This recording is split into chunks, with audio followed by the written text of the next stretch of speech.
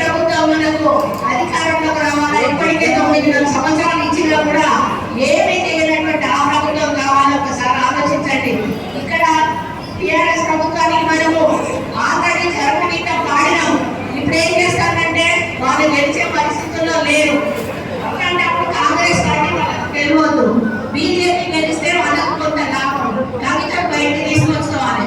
పాపం కవిత రావాలి అంటే ఈమె ఎంపీలను వాళ్ళకి టార్గెట్ పెట్టాలి.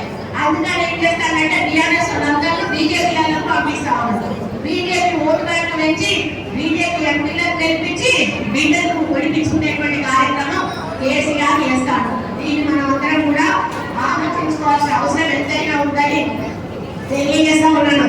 కాబట్టి ఎవరు ఏ మాయమాటలు చెప్పినా, ఎవరు ఎన్ని డబ్బులు వెదజల్లినా మన ప్రభుత్వం రాష్ట్రంలో ఉంది, కేంద్రంగా కూడా మన ప్రభుత్వం ఉంటే మనకు అన్ని విధాలుగా అభివృద్ధి సంక్షేమ కార్యక్రమాలు అందేటువంటి అవకాశం ఉంటుంది. కాబట్టి మనం అందరం కూడా ఇక్కడి నుంచి మిషన్ 50 ఒక పేరు పెట్టారు కేసీ వేణుగోపాల్ గారు. 15 సీట్లను ఇక్కడి నుంచి గెలిపించి కేంద్రానికి అందించాల్సిన బాధ్యత మనందరి మీద కూడా ఉంది. అందులో ఒక సీట్ కడేరు రామేని కూడా అని చెప్పి ఈ సందర్భంగా నేను విజ్ఞప్తి చేస్తా ఉన్నాను. నేను ఒక్కటే చెప్పిన శ్రీహరణకు, అమ్మ ఎప్పుడో నాకు సంబంధం లేదు, మా వరంగల్ లో మేము మా యొక్క రెస్పాన్సిబిలిటీ తీసుకుంటాము, అవసరమైతే తీసుకుంటాం మండలం మా సొంత మండలం కూడా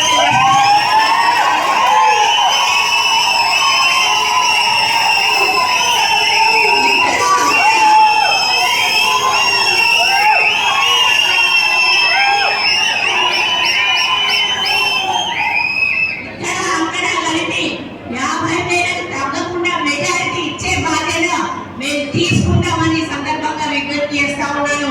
1 రోజు 2 రోజుల్లో పాపను రోడ్ షో పంపించండి.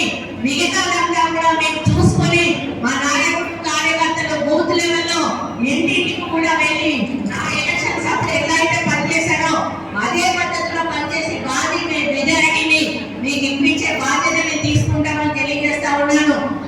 కావ్య గారు చాలా స్పష్టంగా వివరంగా ఆమె మనసులో ఉన్న మాట మాట్లాడడం జరిగింది. ఒక రాజకీయ నాయకురాలుగా ఆమె పూర్తిగా పరిణతి చెందుతుంది అని చెప్పడానికి ఆమె మాట్లాడిన నాకు మాటలు చాలు. ఎందుకంటే కొంతమంది కొత్తగా వస్తారు, ఏదో మాట్లాడతారు, ఏం చేయాలో అర్థం కాదు.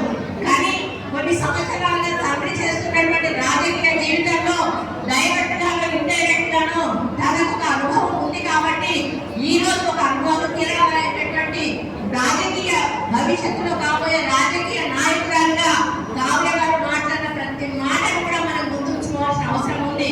వారి వెలుగు కోసం ప్రతి ఒక్కరూ కూడా కృషి చేయాల్సిన అవసరం ఉంది. కొండ దంపతులుగా మేము పాటిస్తున్నాం. మీ తరఫున మీరందరూ కూడా 50,000 మెజారిటీకి తగ్గకుండా కావ్య గారిని గెలిపించాలని కోరుకుంటా ఉన్నాను. తప్పకుండా వారి సేవలను మనం అందుకొని నియోజకవర్గంలో అభివృద్ధి కోసం వారి నిధులను ఉపయోగించుకొని ముందుకెళ్ళడానికి మనకు మంచి అవకాశం ఉంటుంది. కేంద్రంలో మన ప్రభుత్వం వస్తే ఇంత వెలుగుకి చూసే అవకాశమే లేదు.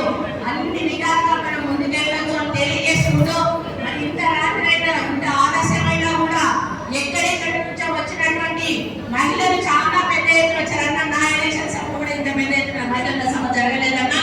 ఈరోజు వచ్చిన మహిళలందరికీ పైన ఉన్న వాళ్ళకి బయట ఉన్న వాళ్ళకి అందరికీ కూడా మీ అందరూ వచ్చిన వాళ్ళు ఒక్కొక్కరు ఒక 10 ఓట్లు ఇచ్చినా సరిపోతుందమ్మా. కడియం కావ్య 50,000 మెజారిటీలో తెలుస్తుంది. ఇక్కడ ఉన్న నాయకులందరూ కూడా ఆశామాషి నాయకులు కాదు. ఒక్కొక్కరు ఒక 50 నుంచి 100 ఓట్లు ప్రభావితం చేసేటువంటి నాయకులు ఉన్నారు.